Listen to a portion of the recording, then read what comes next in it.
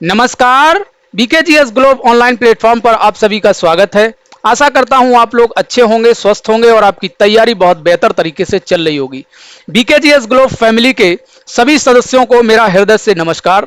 आप सबके सपोर्ट का हृदय से बहुत बहुत आभार, बहुत बहुत धन्यवाद।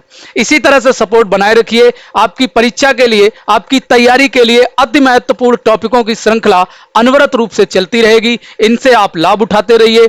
वीडियो को लाइक और शेयर जरूर करते रहिए और चैनल को भी सब्सक्राइब कीजिए। आप लोगों के लिए जो बेहतर से बेहतर कंटेंट होगा उसको हम उपलब्ध कराने की भरसक कोशिश करेंगे, भरसक प्रयास करेंगे कि आप लोगों को वो कंटेंट उपलब्ध कराया जाए जो आपकी तैयारी के लिए अति महत्वपूर्ण हो। तो आइए आज की हम जीके मॉक टेस्ट सेशन की क्लास को शुरू करते हैं। तो क्वेश्चन नंबर 1 है, हाल ही में किसे पूर्वोत्तर रेलवे की प्रथम महिला महाप्रबंधक नियुक्त किया गया है? तो भैया प्रथम महिला महाप्रबंधक पूर्वोत्तर रेलवे की नियुक्त किया गया है सौम्या माथुर को। किसको नियुक्त किया गया है? सौम्या माथुर को नियुक्त किया गया है। यह प्रथम महिला महाप्रबंधक हैं पूर्वोत्तर रेलवे की। पूर्वोत्तर रेलवे का मुख्यालय कहां है भैया? आपसे पूछता है।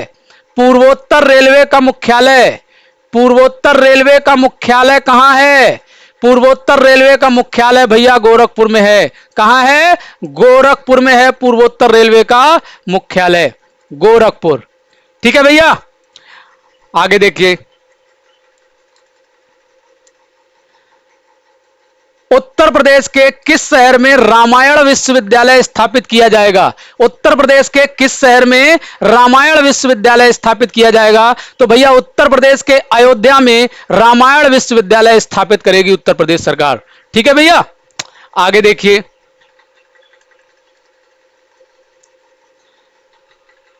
हाल ही में भारत ड्रोन शक्ति 2023, भारत ड्रोन शक्ति 2023 का आयोजन कहां किया गया?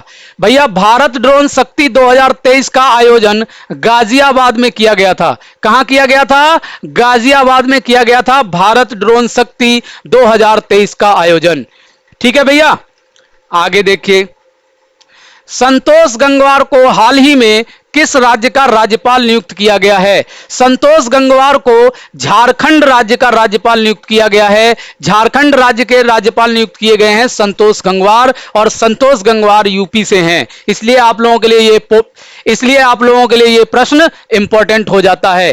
ध्यान रखिएगा, संतोष गंगवार कहां के हैं? उत्तर प्रदेश के हैं। इसलिए आपके लिए ये प्रश्न महत्वपूर्ण हो जाता है। ठीक है भैया, उत्तर प्रदेश के किस जिले के लेदर फुटवियर को जीआई टैग मिला है? तो भैया आगरा के लेदर फुटवियर को जीआई टैग मिला है। आगे देखिए। सवाना घास मैदान कहां अवस्थित हैं? सवाना घास एक उष्णकटिबंधीय घास है जो अफ्रीका महाद्वीप में पाई जाती है। कहां पाई जाती है? अफ्रीका महाद्वीप में पाई जाती है सवाना घास। और सवाना घास कैसी है? एक उष्णकटिबंधीय घास है, उष्णकटिबंधीय घास है। ठीक है भैया, ऑस्ट्रेलिया में जो घास पाई जाती है, घास के मैदान पाए जाते हैं, उनको डाउन्स बोला जाता है। डाउन्स घास के मैदान कहां पाए जाते हैं? ऑस्ट्रेलिया में। और दक्षिण अमेरिका में जो घास के मैदान पाए जाते हैं उनका नाम है भैया पंपास। क्या है? पंपास।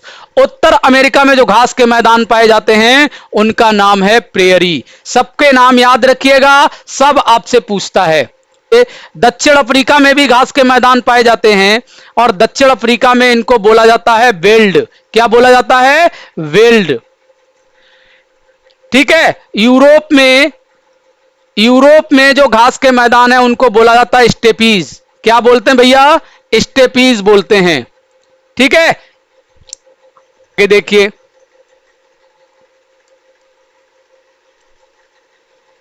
एन किस देश की मुद्रा है? येन भैया जापान की मुद्रा है। कहां की मुद्रा है? जापान की मुद्रा है। चीन की मुद्रा का नाम क्या है भैया? चीन की मुद्रा का नाम रेनमिनबी है।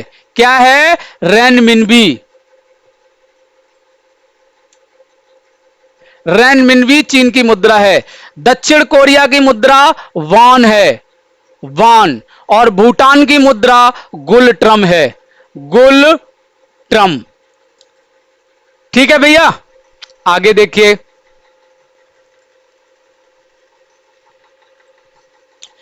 गौतम बुद्ध ने परिनिर्वाण कहां प्राप्त किया था?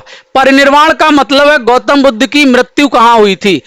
गौतम बुद्ध की मृत्यु हुई थी भैया कुशीनगर में, और इनकी मृत्यु को बौद्ध धर्म में क्या बोला जाता है? परिनिर्वाण या महापरिनिर्वाण बोला जाता है। और गौतम बुद्ध का जो जन्म हुआ था वो कहां हुआ था भैया? लुम्बिनी में। लुम्बिनी में क्या हुआ था? जन्म हुआ था। और बोध गया में इनको ज्ञान की प्राप्ति हुई थी।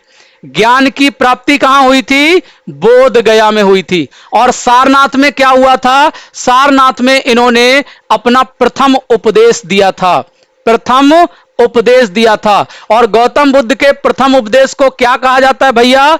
धम्म चक्र प्रवर्तन। धम्म चक्र प्रवर्तन कहा जाता है इनके प्रथम उपदेश को। ठीक है भैया, जो इन्होंने सारनाथ में दिया था। और सारनाथ कहां है? वाराणसी में है। सारनाथ कहां है? वाराणसी में है, ध्यान रखिएगा। आगे देखिए, उत्तर प्रदेश की जनसंख्या देश की जनसंख्या का कितना प्रतिशत है? भैया उत्तर प्रदेश की जनसंख्या देश की जनसंख्या का 16.5% है। कितना है? 16.5% है उत्तर प्रदेश की जनसंख्या।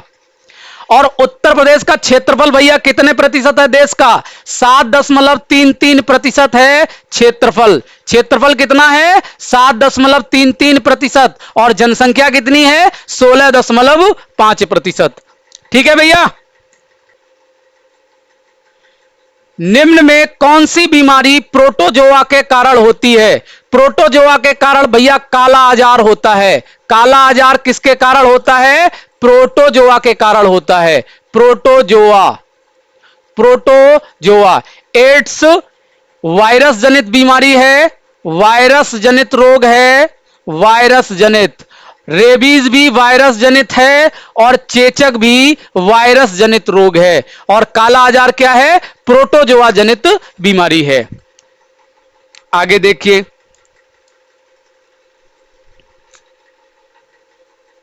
उत्तर प्रदेश का नाम संयुक्त प्रांत कब पड़ा?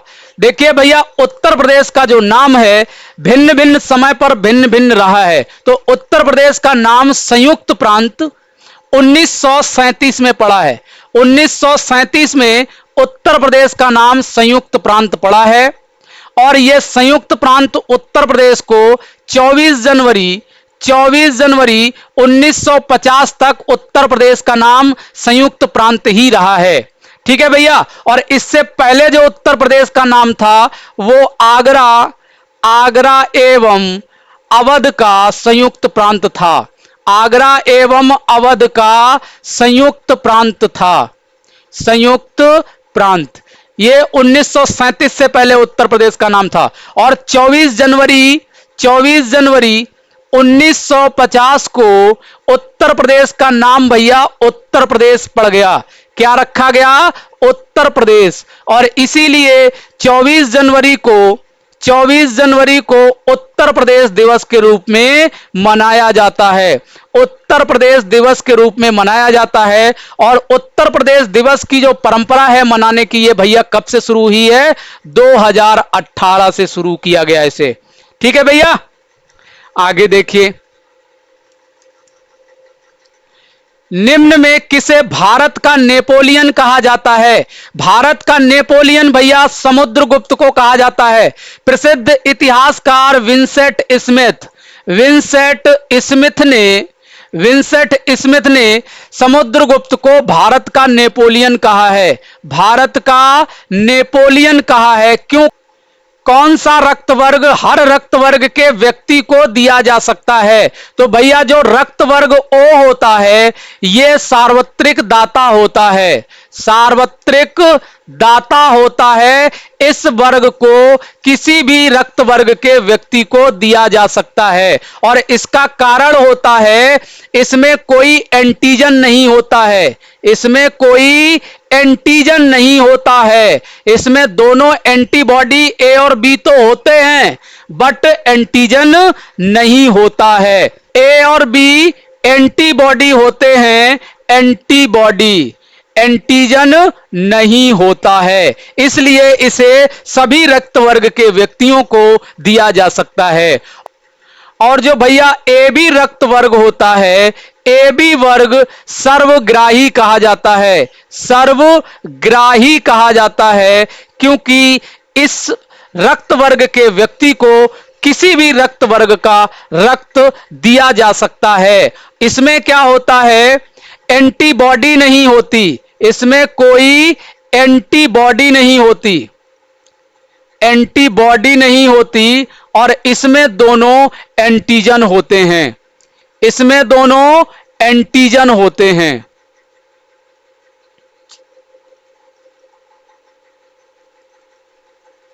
ठीक है भैया, बात क्लियर हो गई। आगे देखिए, रेफ्रिजरेटर में कौन सी गैस प्रयोग की जाती है, रेफ्रिजरेटर में कौन सी गैस प्रयोग की जाती है भैया, अमोनिया गैस प्रयोग की जाती है। कौन सी, अमोनिया।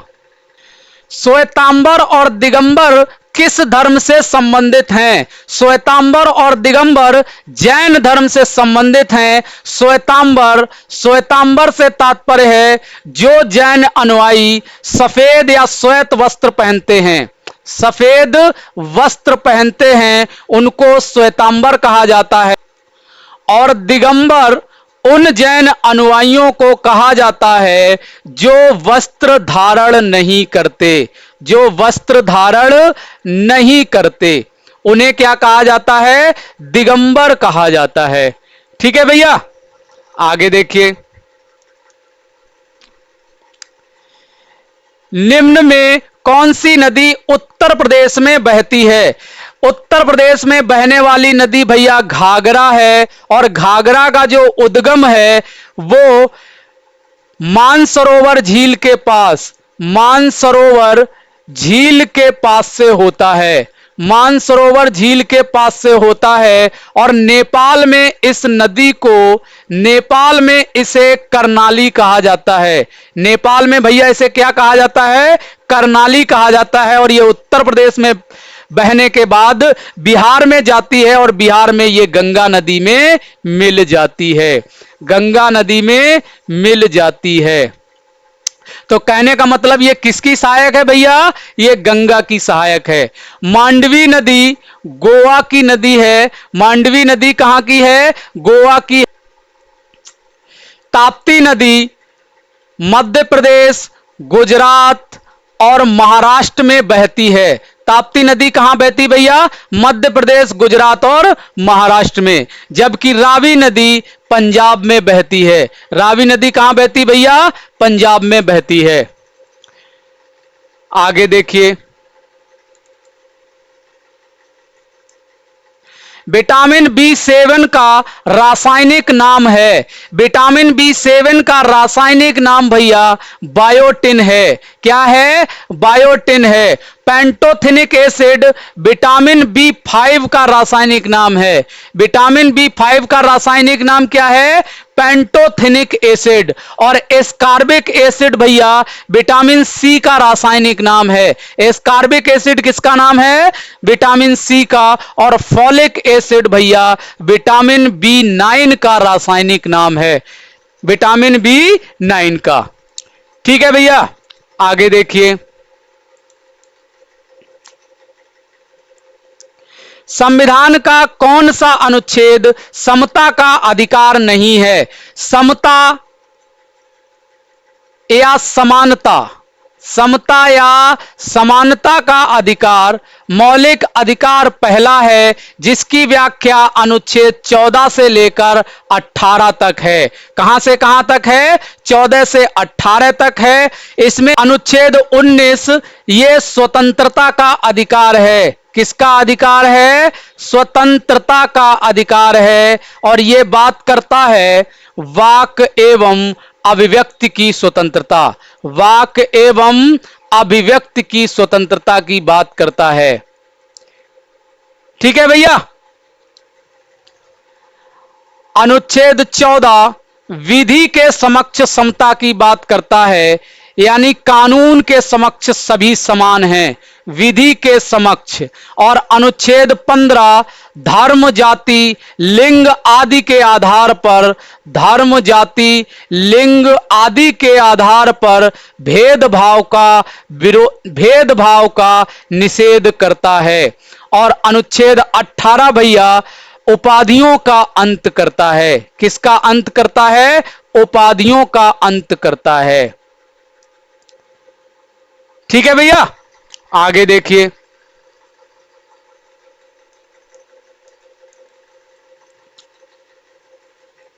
राज्यपाल की नियुक्ति कौन करता है? राज्यपाल की नियुक्ति भैया राष्ट्रपति करते हैं। कौन करता है? संविधान के अनुच्छेद 155 के तहत राज्यपाल की नियुक्ति कौन करता है? राष्ट्रपति करते हैं। सामान्यतः इनका कार्यकाल भैया 5 वर्ष का होता है। इनका कार्यकाल कितना होता है? 5 वर्ष होता है। लेकिन ये राष्ट्रपति के प्रसाद पर्यंत पद धारण करते हैं। कैसा पद धारण करते हैं? प्रसाद पर्यंत। प्रसाद पर्यंत का मतलब होता है राष्ट्रपति इन्हें किसी भी समय इनके पद से अपदस्थ कर सकता है। बात समझ में आई? आगे देखिए।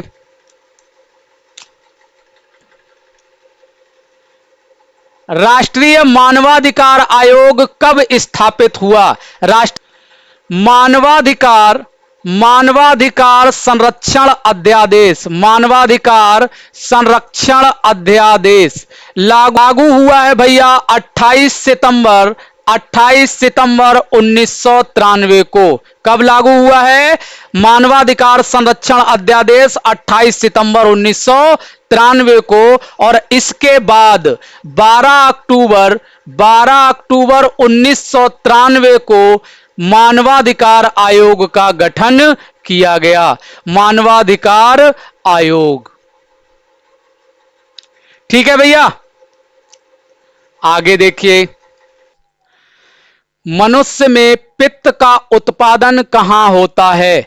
मनुष्य में या मानव शरीर में पित्त का उत्पादन भैया यकृत में होता है। कहां होता है? यकृत में होता है। और यकृत जो है मानव शरीर की सबसे बड़ी ग्रंथि है। क्या है? सबसे बड़ी ग्रंथि है। आपसे प्रश्न पूछा जाता है मानव शरीर की सबसे बड़ी ग्रंथि कौन सी है? तो यकृत मानव शरीर की सबसे बड़ी ग्रंथि है। और मानव शरीर की जो दूसरी बड़ी ग्रंथि है, दूसरी बड़ी ग्रंथि भैया कौन सी है?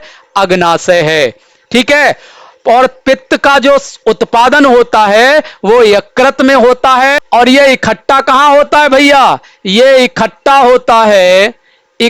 होता है पित्ताशय में। यानी इसका संग्रह जो होता है वो पित्ताशय में होता है। और इसका कार्य क्या होता है? ये वसा के पाचन में सहयोग करता है।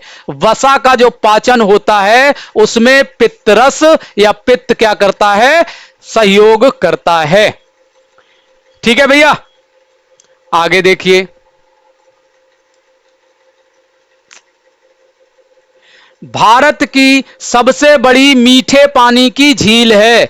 भारत की सबसे बड़ी मीठे पानी की वुलर झील भारत की सबसे बड़ी मीठे पानी की झील है। और ये भैया केंद्र शासित प्रदेश जम्मू कश्मीर में अवस्थित है। कहां अवस्थित है भैया? जम्मू कश्मीर में अवस्थित है। डल झील भी जम्मू कश्मीर में है और लोकटक झील भी मीठे पानी की झील है। लेकिन ये कहां है भैया? ये मणिपुर में है। और लोकटक झील से एक प्रश्न बहुत ज्यादा पूछा जाता है। भारत का ही नहीं बल्कि विश्व का एकमात्र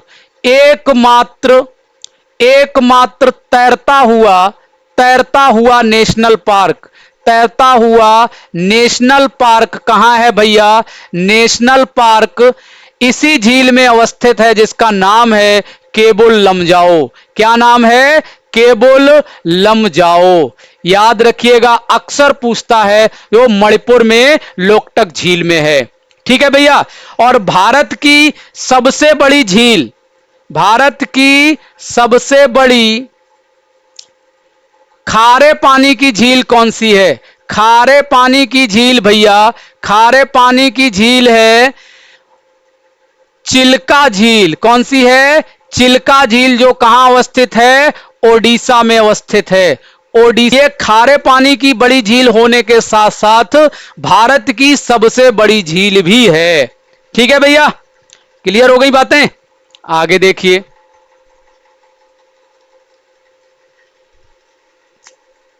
गोदावरी नदी का उद्गम स्थल है। गोदावरी नदी भैया महाराष्ट्र के नासिक से, महाराष्ट्र के नासिक से त्रयंबकम, त्रयंबकम या त्रयंबक पहाड़ी से निकलती है। त्रयंबक पहाड़ी से निकलती है। यह दक्षिण भारत की सबसे लंबी नदी है। सबसे लंबी नदी है, लंबी नदी। इसे भैया दक्षिण की गंगा कहा जाता है। इसे दक्षिण की गंगा कहा जाता है। ठीक है भैया, आगे देखिए,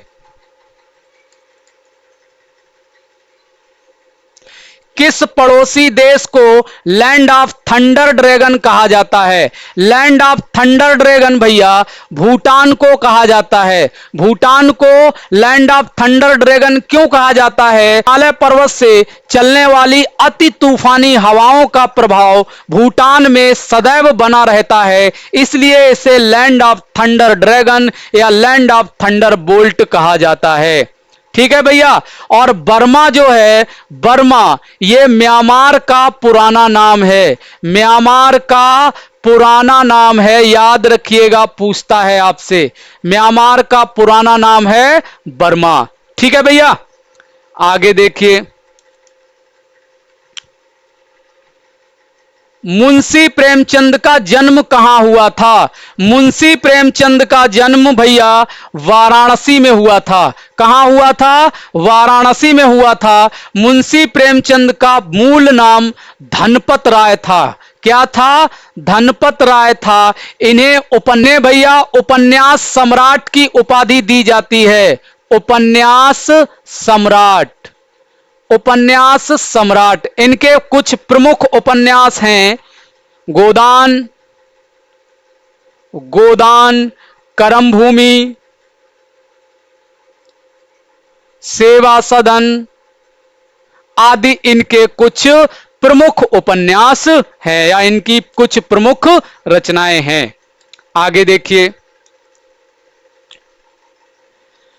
उत्तर प्रदेश पुलिस की स्थापना किस अधिनियम के तहत हुई? उत्तर प्रदेश पुलिस की स्थापना भैया 1863 में हुई है। कब हुई है? 1863 में इसकी स्थापना हुई है उत्तर प्रदेश पुलिस की। और किस अधिनियम के तहत हुई है?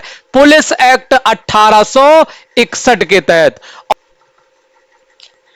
उत्तर प्रदेश का मुख्यालय कहां स्थित है? उत्तर प्रदेश का वर्तमान में मुख्यालय लखनऊ में स्थित है भैया। लखनऊ में सिग्नेचर बिल्डिंग में उत्तर प्रदेश का वर्तमान मुख्यालय स्थित है। और इससे पहले जो उत्तर प्रदेश पुलिस का मुख्यालय था वो प्रयागराज में था। ठीक है भैया, आगे देखिए, वायु में कौन सी गैस सर्वाधिक मात्रा में पाई जाती है? ये भैया मात्रा होगा, मात्रा। कौन सी गैस सर्वाधिक मात्रा में पाई जाती है? तो वायुमंडल में सबसे ज्यादा जो गैस पाई जाती है वो है भैया नाइट्रोजन। कौन सी है? नाइट्रोजन गैस है, और जो लगभग 78% पाई जाती है। कितनी पाई जाती है? 78%। दूसरी जो सर्वाधिक गैस है भैया वो ऑक्सीजन है। और ऑक्सीजन वायुमंडल में कितनी पाई जाती है? ऑक्सीजन वायुमंडल में लगभग 21 यानी 21% पाई जाती है। तीसरी सर्वाधिक गैस भैया आर्गन है, जिसकी मात्रा वायुमंडल में 0.93% है। कितनी है? 0.93। आपसे अक्सर पूछता है वायुमंडल में कार्बन डाइऑक्साइड की मात्रा कितनी पाई जाती है? तो भैया ये पाई जाती है 0.03%।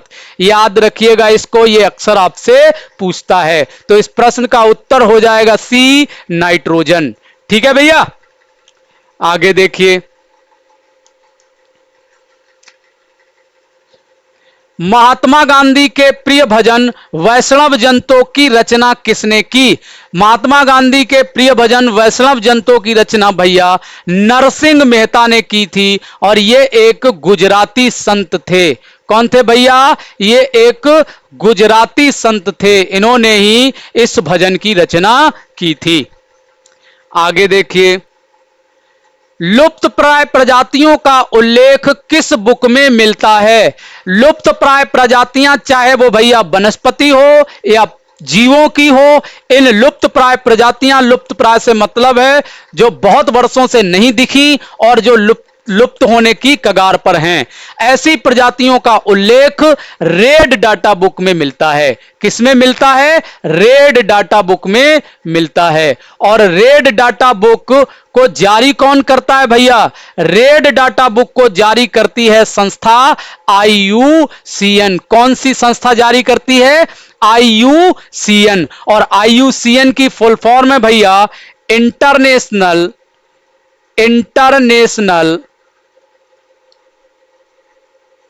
यूनियन